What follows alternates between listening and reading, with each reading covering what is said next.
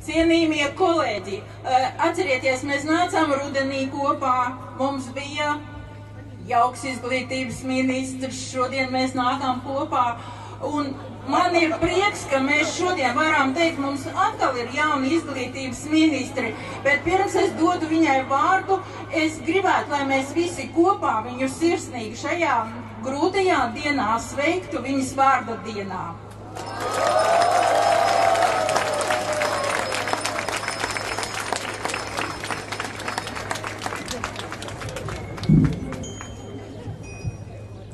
Skolotāji, bērnu dārza audzinātāji, augstskolu mācību spēki, zinātnieki, kolēģi.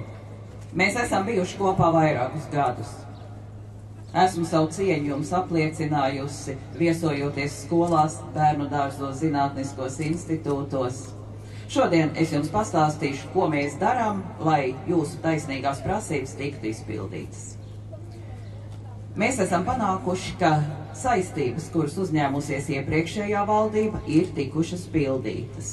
Ir panākta finansējuma paaugstināšana par likmi no šī gada 1. septembra, ir nodrošināta samaksa par papildus pienākumu veikšanu, protams, nepietiekami, bet tomēr.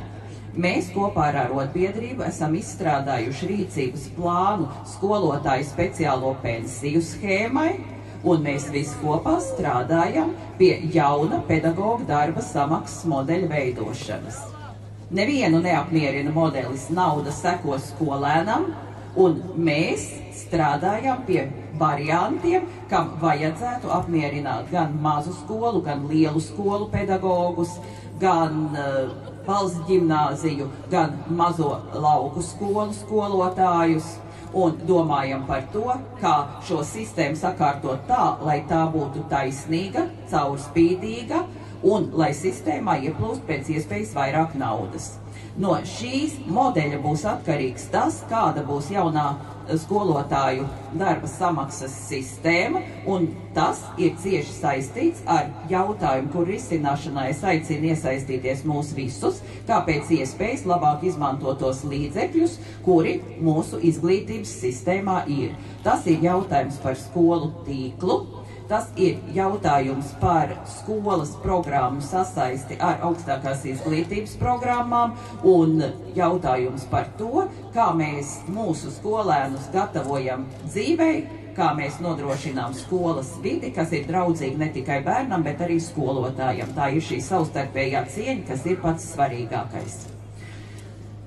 Es jūs aicinu piedalīties šajā darbā, kopīgi ar pašvaldībām, kopīgi ar arotbiedrību, un šīs dienas protesta sanāksme, lai ir mudinājums mums visiem nodrošināt cienīgus darba apstākļus gan skolotājiem, gan bērnu dārza audzinātājiem, gan zinātniekiem, un pacelt izglītību tajos augstumos, kā to ir pelnījuši gan mūsu skolēni, gan viņu vecāki, gan mēs paši. Nāciet palīgā. Paldies!